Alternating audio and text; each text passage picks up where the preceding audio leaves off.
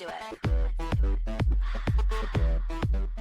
Hello, and welcome to And Away We Go F1 podcast, a Formula One podcast that goes beyond the track limits to talk about travel, food, and lifestyle surrounding the sport.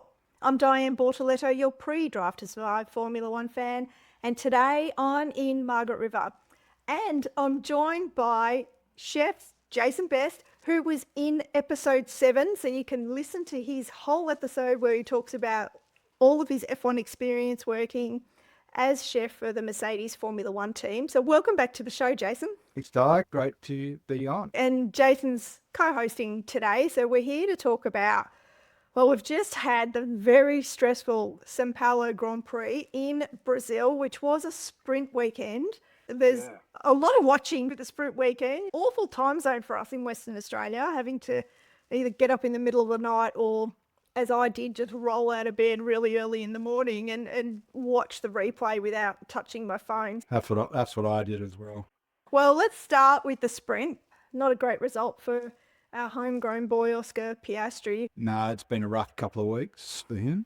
It looked like in the sprint, they were saying potentially some water had come across the track right as he had slid off, because there was a few other cars straight afterwards that had the same issue, which was interesting. Yeah, that's right. So we had, on the rails, the gutter of the track, if you like, there's some grooves in there. And because of the rain before the sprint weekend, some water had pooled in those grooves. And then Norris, who was leading the sprint weekend, so Norris qualified on pole for the sprint.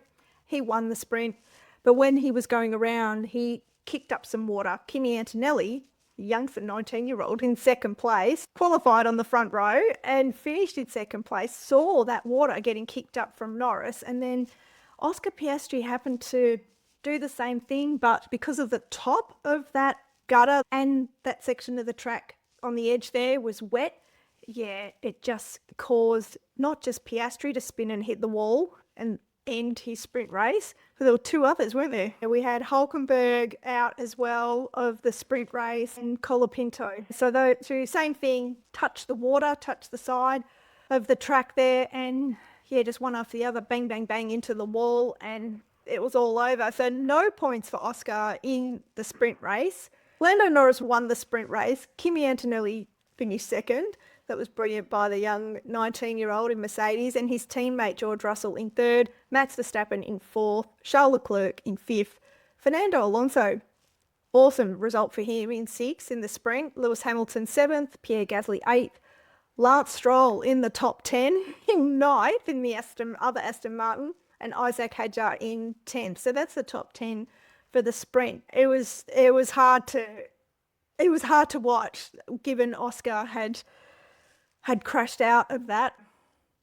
What did you make of it? He's just had a bit of bad luck. It seems to just stay with you, doesn't it, when things aren't going your way? Yeah, he just needs one good race to give him to get going again, but time's running out. Time is running out, and it was an awful weekend, really, for Oscar. Really strong weekend for Lando. It kind of pains me to say. We are cheering for Oscar here in Australia, but credit where credit's due. Lando had a stonking weekend. Like, he really didn't put a foot wrong or a wheel. He has gone up he's drawn up another gear to last month, hasn't he? So he sure has, blocking out social media and doing whatever he's doing. He's really channeling the Formula One gods, who are liking how he's paying homage to them and granting him every single wish he wants by the looks of things. Would you say it's been since they had their break, the European break? Do you reckon it's... Nah, Oscar's been going downhill since that awful call in Monza. I don't know if that has just set something off mentally with Oscar, but since Monza, I feel like something's changed. Perhaps, that's hard to say. You only had that bad luck in the sprint, and then what happened in the race? So since Monza, Oscar's had a DNF, a P4. In Austin, a DNF in the sprint, then P5. Then Mexico, P5. Then in the sprint, he had a DNF in Brazil, and he finished the race P5. And Lando has just been capitalising on all of this and scoring a bag of points. Yeah, he's just got another gear. He hasn't put a foot wrong. That's where he is now, isn't he? He's dominating. Yeah, he is dominating. It feels like all the momentum is with Lando. I can still see Oscar fighting. Well, let's talk about the race. Okay, so the main race in Brazil. So qualifying in the main event, Lando qualified on pole, Kimi Antonelli was second, Charles Leclerc in third, and Oscar Piastri in fourth. And there was like nothing really separating them. Between Oscar and Lando, there was less than 4 tenths. From what I saw in qualifying, Piastri was really good in the first and last sector, but his middle sector, he was losing a bit of speed. But he was right up there. Yeah. But Norris and Antonelli's last laps were very quick. Yeah, the Mercedes were doing really well at the Sao Paolo track. They were showing a lot of speed, as were the Racing Bulls, which was kind of random. And Leclerc had a good last lap as well, qualifying. Yes, this is true. Yeah. Leclerc did have a great last lap. After Oscar qualifying in fourth, there was Isaac Hadjar, who qualified in fifth, which is a fantastic result for him. George Russell in sixth, Liam Lawson in seventh, and the other Racing Bulls. Ollie Behrman qualified in eighth, another great result for that small team for Haas.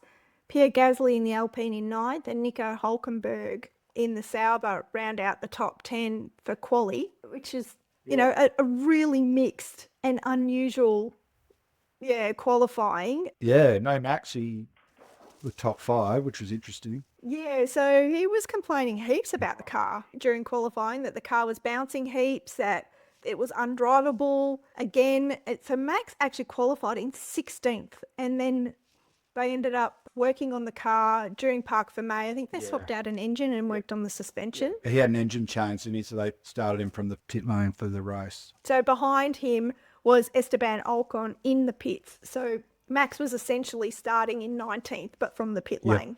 Yep. And then the race, it was all dry conditions, which was kind of a miracle because they were predicting a cyclone on Saturday to hit the racetrack during the action, which never eventuated, thankfully. I read that on Friday night that it was brewing, and I was like, well, maybe there won't be a race to talk about on Monday.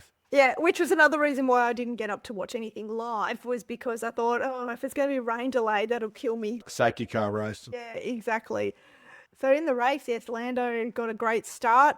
Kimi Antonelli hung on to second, and then Max, my God, Max did 12 overtakes during the race. So from starting in 19th, essentially, he ended up on the podium in third. And he had 3 pit stops. Like one of them, yes, was under a safety car, and he had a puncture. It's always a great track for watching overtaking, and there's a lot more action in Brazil, I reckon, compared to a few of the other tracks. He's great. Yeah, it really did deliver on the action front, Brazil, for sure. So Max finished on the podium in third. There was George in fourth. Oscar finished fifth, which we'll talk about. Ollie Behrman in sixth. Liam Lawson in seventh. Isaac Hadjar in eighth. Nico Hülkenberg in ninth. And Pierre Gasly finished in 10th. So that's rounding out the top 10.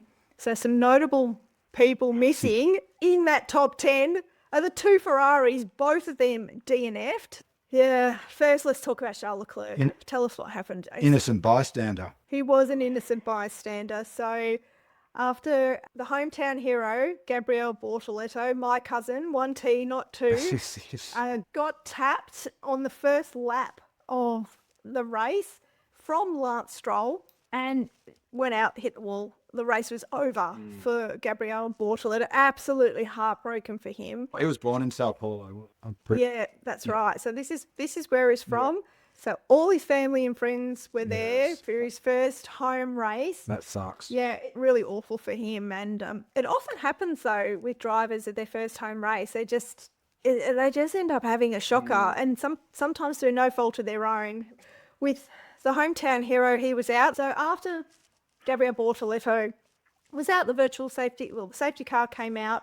If he was virtual, and then they had the normal restart, and Norris was quite, he takes his time to go on those restarts. He did one of those again. So when Norris actually got going on the restart, they reckon Kimi Antonelli, who was in second place, was caught napping, so to speak. So you had Kimi Antonelli in the middle, Charles Leclerc on the outside, Oscar Piastri took a lunge on the inside, Yeah. and then Kimi kind of, there was three across, three abreast. And then Kimi kind of cut the corner a little bit. Oscar had nowhere to go, could see Kimi coming across, hit the brakes, Yeah. locked up, hit Kimi. Well, Kimi kind of drove in, hit Kimi. Kimi bounced across, hit Charles Leclerc, and Charles was out of the race. So that was just no fault of Ferrari at all. And that just ended, Charles Leclerc's race, which was pretty awful. Yeah, exactly. I guess they looked at the lockup on Piastri, the investigation, and that's why they pinned him at the time penalty. But to me, it looked like he actually had a line, and Antonelli kind of crept in on that a little bit. And I feel like it's more of a racing incident, but I feel like Antonelli was very lucky not to get penalised anything as well. It was one of those ones. Yeah, I agree. I feel like they both could have been penalised or both not. Yeah, so Antonelli was lucky. He got away with no damage and no penalty. The stewards gave Oscar a 10-second penalty, which he had to serve in his pit stop. It was really unfortunate, but It cost him second or third place, didn't it? So. Well, he would have finished second if you add 10 seconds onto Oscar's time. He would have finished in second place, with everything else staying the same. Yeah, in hindsight, it's always a beautiful thing, isn't it? You can look back at replays, looking back slowly. The interesting thing is that this time, for the first time in the history of Australia, we had a choice of which commentary we wanted to listen to for the race on KO Sports. So normally we get the Sky Sports feed, which I've complained about heaps over and over about the British bias. But this time we were able to get the F1 TV feed as well. All they showed was the immediate race. There was no lead up stuff from F1 TV, no post-race interviews from F1 TV besides the podium interviews.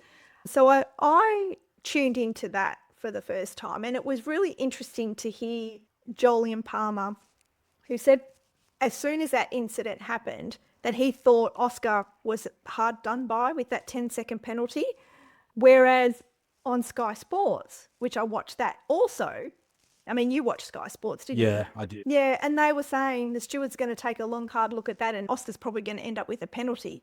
So they thought, well, it's a penalty to Oscar straight away, whereas Jolyon Palmer on F1 TV was like, I think Oscar's been hard done by there.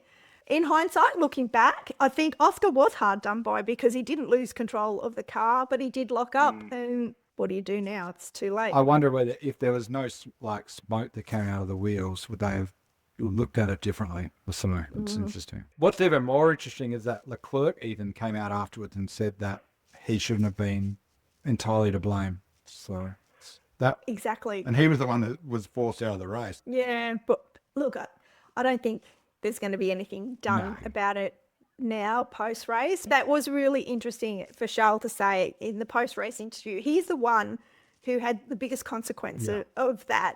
His race was over, and even said in the interviews that, Oscar was not totally to blame. Kimi went across. Kimi would have known that at a restart, he saw that Oscar was there, that there was someone on the inside. Yeah. More bad luck for Oscar, as we were talking about earlier. Yeah, more bad luck for Oscar. And there was some bad luck for Hamilton as well, who also had a DNF. Yeah. So two Ferrari, double DNF for Ferrari. Lewis had, what happened to Lewis? He had his front wing replaced, didn't he? I think there was too much damage to the car. Put him back out for a bit, but I think he was over it from what I gathered. Yeah, that's right. They were saying that there was some floor damage, I believe, after there was a hit between Hamilton and Colapinto early in the race, and that resulted in Hamilton's front wing, like you said. Double DNF for Ferrari. Homeboy hero out of the race. Oscar Piastri, 10-second time penalty. The F1 gods were not smiling on everyone I support. Most interesting thing I thought is that Verstappen's race compared to his qualifying was polar opposite. Exactly. They obviously got things right overnight before the race. Cause that's incredible to finish third from where he was. And it was only just third. He was very close to second in the end. He was right. Like he finished, just over 0.3 of a second behind Kimi Antonelli. Like if there were another couple of laps in it, I'm not sure Kimi Antonelli would have held him off. You know, this is what he did last year, right? He started in 17th and won the race. This year he started in 19th and finished third. They got their nailed their strategy as well, the team. So Yeah, they did. Yeah, they did nail the strategy, and he was just on a charge. And when Max is on a charge, not much stops him. because imagine what he was thinking after qualifying with Hadjar and Lawson in the junior Red Bull team, finishing faster than him in qualifying. Yeah, by a mile as well. Yeah. What's going on here? Yeah. Yeah, exactly. Because in qualifying there was Hadjar 5th and Lawson 7th. Max Verstappen qualified 16th. His teammate Yuki Tsunoda was out in Q1. He qualified 19th. I'm surprised he won't be Red Bull next year, will he? Tsunoda. I think Yuki will probably lose his seat. That's been interesting to watch because Verstappen's been pretty solid again, and that second Red Bull car hasn't seemed to perform for a while.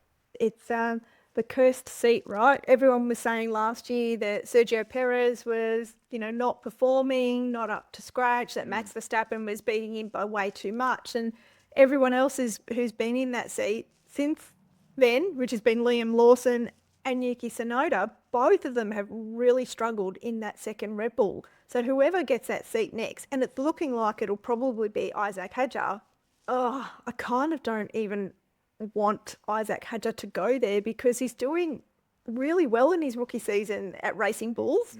Being promoted to that cursed seat might just end his Formula One career. Or he might step up, you just don't know, I suppose, He's not going to say no to that, though, is he? So, I don't think you get a choice. no, for sure.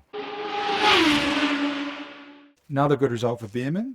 Yeah, Ollie Behrman, he did great, didn't he? He's another one who's got some good momentum. The F1 god's smiling on him. It's so good seeing these rookies do well. So in the top 10, let's just have a look. Well, if we count Liam Lawson as a rookie, we've got Isaac, Liam, Ollie and Kimi. So 4 rookies in the top 10. So 40% of the top 10 are rookies, which is pretty amazing. But it's good for Formula One. It's good for the sport.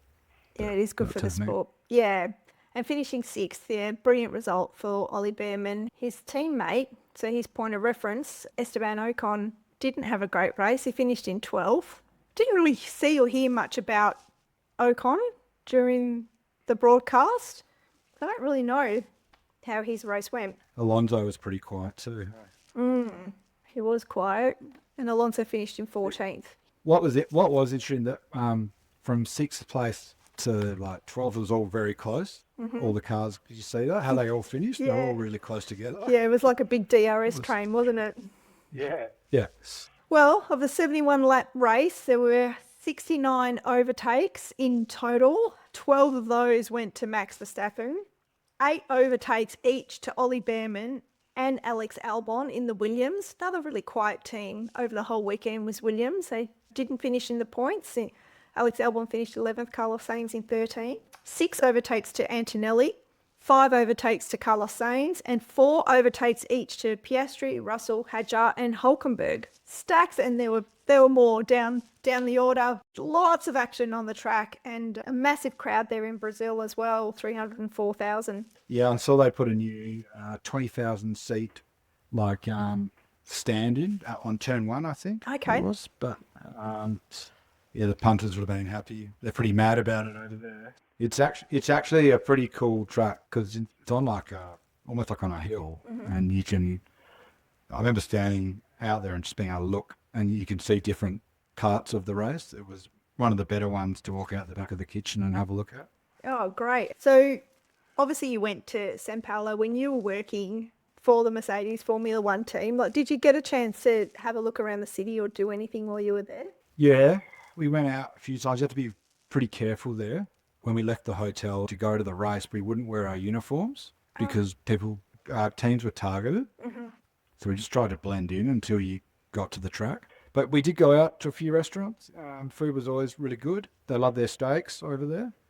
A lot of stuff coming out on big skewers, and you're carving it off yourself and that sort of vibe. Nice salsas, chimichurris and stuff like that. You always got plenty of food there. I remember it being the hardest kitchen to cook in Why is that? very small, and there was, I guess, that tropical kind of climate, and there was not much air flow because the kitchen was in the back of the little hospitality that we had, but we managed to make some more airflow with a polystyrene box that we attached to the little vent and put the stove underneath that to form some sort of extraction, which helped. And we drew a big Mercedes symbol on it.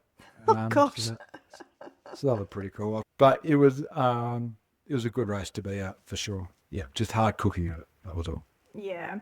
Well, Brazil as a country is, and I know this Grand Prix is the Sao Paolo Grand Prix. They're very adamant that that's how this Grand Prix is referred to, as opposed to the Brazilian Grand Prix. I think obviously the city of Sao Paulo is putting in all the money for this, or the majority of the money. I'm not really sure.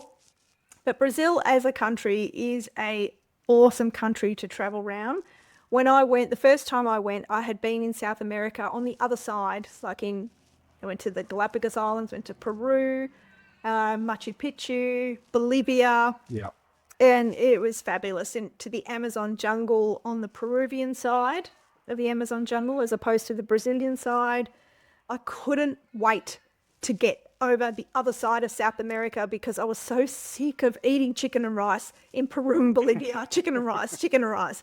The variety of cuisine just really wasn't there if you were on a budget, which I was at the time. Having said that, one of the meals of my life was in Lima in Peru. Which was at a fantastic restaurant called Astrid and Gaston. I still remember that. The waiters had white gloves on, and after dessert, a little box came out with these little drawers that you pulled out, and they had like little chocolate truffles and little chocolates in each of the drawers. It was very fancy pants and very, for Peruvian standards, really expensive, but on the Australian dollar at the time, it was very reasonable. But Brazil, it felt more European, which I was really missing after, nearly 3 months on the other side of South America. I went to the Iguazu Falls, just magnificent waterfalls. And what I loved about it was that you really felt like you were in nature. Whereas I don't know if you've been to Niagara Falls. No, I haven't been to Niagara Falls. No. Well, when I went to Niagara Falls, I went in on the American side, because that borders Canada, of course. I went in on the American side, and you kind of walk through this big concrete tourist building, I guess, and you walk out the other side, and you're kind of there. And I was like, I thought I'd have to go on a little trek or be surrounded by trees or something. Yeah. It just felt like a very kind of strange experience. But the Iguazu Falls were that kind of experience. It was... that was a real highlight of Brazil, as was I really liked this little town I stayed in, Itacari. It was on the beach. It was really surfy, laid back. Like, I think Brazilians and Australians have a lot of similar sensibilities. Like, we're just pretty relaxed. I don't know if it's a coastal beach lifestyle, but... There's plenty of South American community down this way in Margarita and area, isn't there? So there's something to that. Yeah, for sure. If I had my time again, I'd definitely go and check out one of Alex Atala's restaurants in Brazil. Yes, me too. I didn't really know about him until after I got back. We did a gourmet escape event with him, but he was brilliant. He's just a nice guy and great chef. Yeah, definitely. I've been to Brazil twice. One was for the FIFA World Cup, and the other one was... Oh, wow. Yeah, it was amazing. And the other one was just traveling through Brazil, and had a month in Brazil, which was fantastic. But I didn't spend any time in Sao Paulo, only transited through the airport there. It's not really a city that draws tourism. Like, there's not... Nah. It's full on. It's not an impressive waterfalls like the Iguazu Falls, or it doesn't have the beaches of Rio de Janeiro. So it doesn't really have that same tourist appeal. But one thing I do find interesting about Sao Paulo is that apparently there's like loads of different helicopters in the sky, because getting anywhere in the city, the population of Sao Paulo is 22.99 million. 23 million people in one city. I mean, that's nearly the population of Australia. Wowzers. Yeah. you're just in gridlock the whole time. So people with money travel by helicopter from building rooftop to building rooftop. Makes sense. But yeah, I can remember being in the car. It always took ages to get from the hotel to the track. We weren't going that far. It took ages. It's a very busy city. Yeah. Yeah, it's full on. And because of that, I think that 3 White doesn't have as much touristy appeal probably because it's just a big, busy place. It is a big, busy place. But interestingly, the track is located between 2 lakes, right? That's why it's called Interlagos. And it seems to have its own little microclimate, which is why the weather is such a big factor usually in this race. It didn't play out this year so much, just a bit of rain before the sprint. Did the storm end up hitting after the race or anything, do you know? Or did it just went past, missed it? I don't know what happened to the predicted cyclone, but that was talked about a lot on the Friday and then didn't happen and just wasn't talked about again.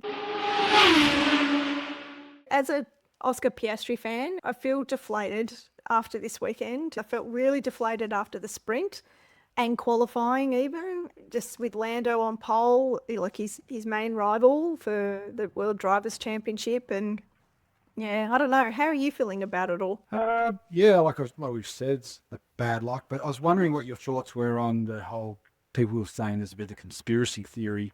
Maybe they've been favouring Norris for a while. Is that because they're British, McLaren's British and he's British? Is that sort of vibe? Well, I'm not sure. I mean, yeah, those rumours have been swirling for ages, haven't they? And, you know, if you look on paper, they have been favouring Lando. Like not all, but a lot of the papaya rules of trying to keep things fair have fallen in Lando's favour. And then I listened back to an old podcast during the week, one from a few years ago. I think it was called the High Performance Podcast, with an interview with Mark Webber, when Mark was talking about his time in Red Bull and how Red Bull were favouring Sebastian Vettel to win the 2010 championship, to the point where the engineers were turning down Webber's car, the top speed that he could only reach at a certain speed, because the engineers would be turning down the car on the computers. And that thought did cross my mind with Oscar, because how are they in the same car? And how's Lando just on the pace? And Oscar, who's not forgotten how to drive, I don't know, someone famous said that during the week, he's not forgotten how to drive. And even when, you know, Oscar was in second place during the race after that virtual safety car restart, and that there was that incident where Kimi Antonelli knocked out Charles Leclerc, and Oscar was sitting in second, and he was right up Lando's, like right behind him, 3/10, 5/10 behind him. And then the gap was just getting wider and wider and wider with every lap by the looks of it. How is Oscar losing 2/10, 3/10 and more every single lap behind Lando? Yeah. I would have thought that Oscar would have stayed right on his tail to try and have the opportunity to pass Lando. I think they have to do it. Don't they have to get it done quick, because the tyres start, the guys in front always have the clean air. Yeah, And there's that. I don't, obviously he's got DRS behind him, but if they don't use it, it's hard to stay really close in second for a long time. It's from what I can see. That's all I could think of. But I don't know. Don't know why. All of a sudden that gap got bigger, and did he just go, okay, I'm not going to get past him? I don't know. It's his tape. Yeah, it just looked like Oscar was losing time there behind Lando, and it was unfortunate. I mean, I don't want to believe any conspiracy theories. I think, honestly, the team would just be crazy to be jeopardising one driver in the hope of another when Max Verstappen is still a real threat. I don't know. What are your thoughts? I don't think so. Honestly, I think Norris has gone to another level, and I think Piastri just hasn't been able to go with him at the moment. But hopefully, I'm hoping there's nothing sinister there. And I think now, I think everything's going to be in Norris's favour now, though, that he's in front. I think he'll get all the they brought all those. They had those little rules. They tweet that now that it's just racing now, isn't it, between the two? Yeah. Which is interesting. So the next race, for whatever reason, Piastri's winning the race and they stuff up the pit stop and Norris gets in front, Norris isn't going to give that back to Piastri. No. I heard Zach Brown in an interview during the week saying that, it was just pure racing now between the two drivers, and that McLaren would rather lose the Drivers' Championship to Max Verstappen and keep things fair between their two drivers rather than favour one driver over the other or call team orders on one driver over the other. And I thought that was really interesting. I don't know. Lando's been with the team for a really long time. What's his 7th season? This is Oscar's 3rd season. Lando's the McLaren protege. Oscar came through the Alpine route. One thing I wanted to say about the F1 TV feed, I found myself screaming at the TV because they kept showing the gaps between each driver and the leader, not the interval gaps between the driver and the one in front of them. I don't know if you noticed that I presume the graphics are all the same between the two feeds. Yeah, I thought they were all the same. Yeah, but the timings.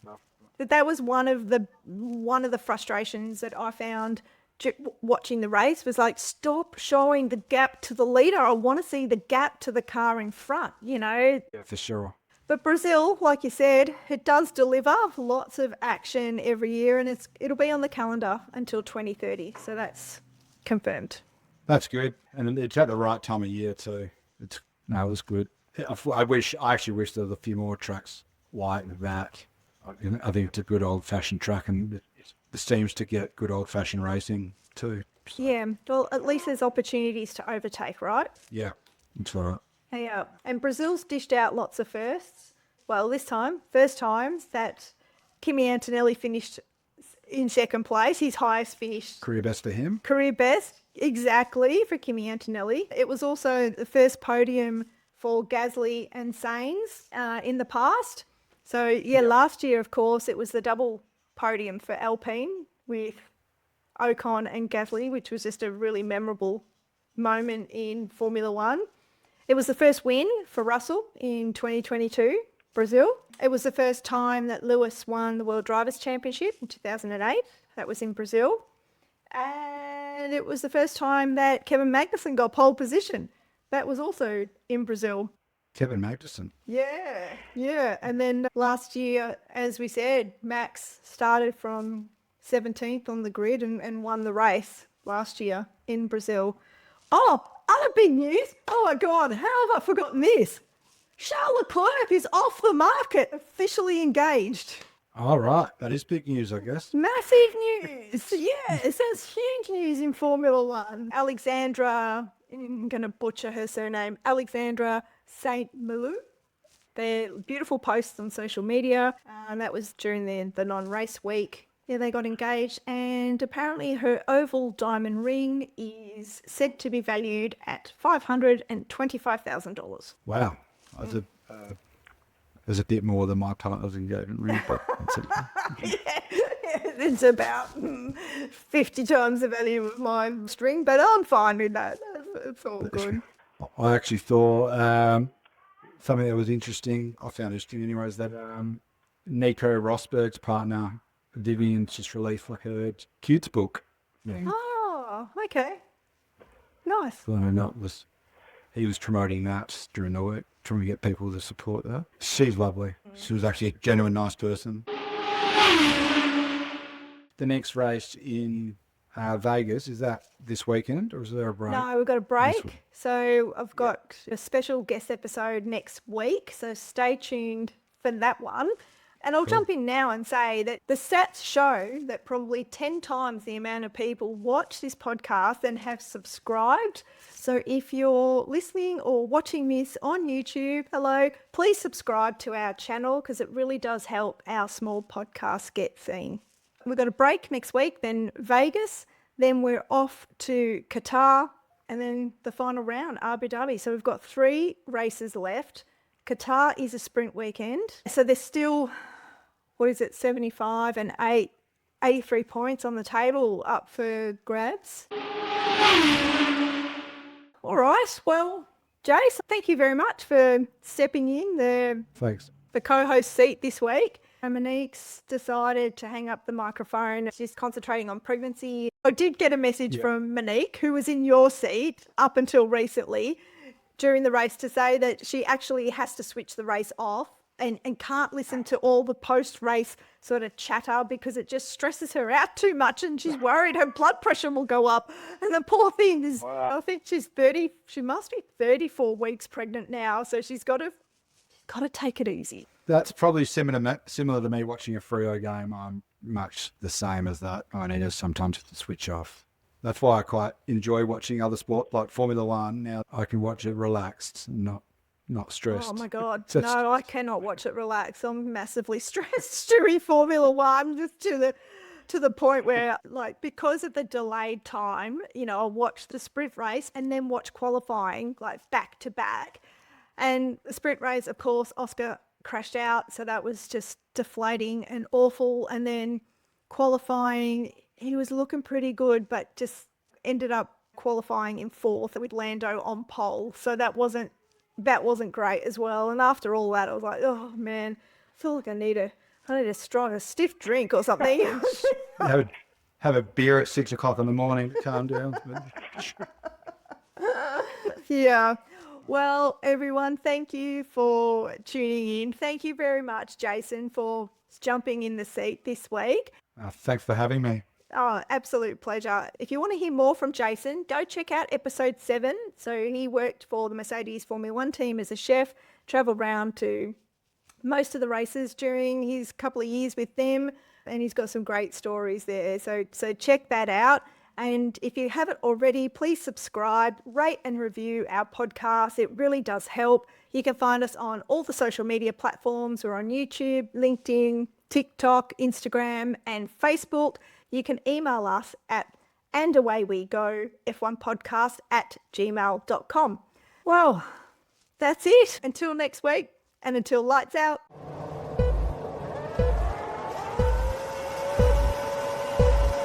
It's lights out and away we go! And Away We Go podcast is produced by Diane Bortoletto. Let's do it.